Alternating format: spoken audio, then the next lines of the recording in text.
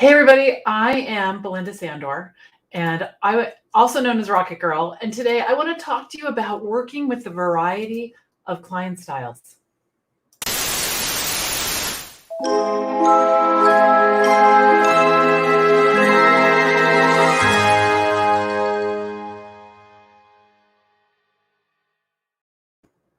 When you're a virtual assistant, information comes in a lot of different ways, and it can be really crazy to manage all those different ways.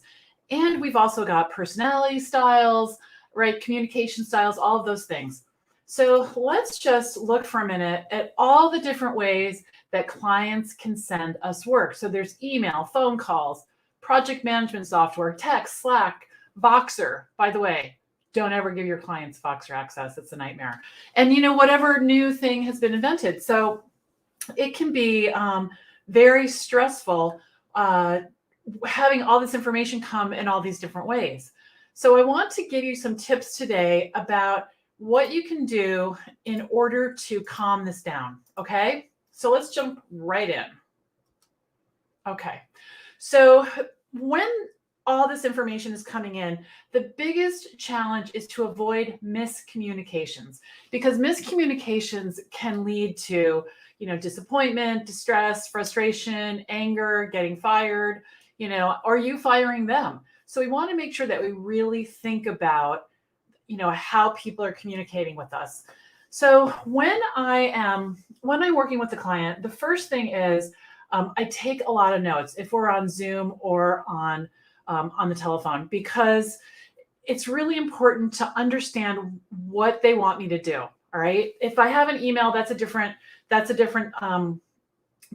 form of communication. I can read it over and over, but as soon as the client hangs up or we get off Zoom, they're gone. Right. So I want to make sure that I take very copious notes, write everything down.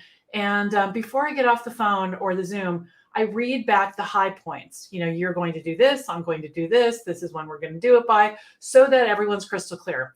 Mostly because I'm not going to do the work, most likely, right after we get off the phone or the Zoom. And it might be a few days. I'm not going to be able to remember. So there are, nuances to what they're telling me that are really critical that I want to make sure that I know.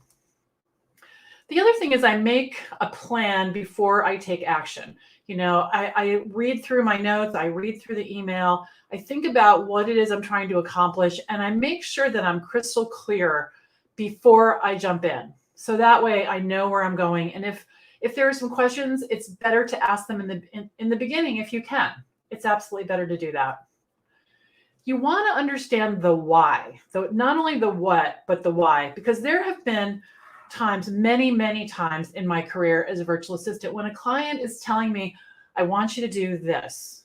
And I think, well, why are we doing this? Because I think we're trying to get here, and there's a better way to do that. Clients don't know what they don't know, right? So that's why it's important to suggest improvements.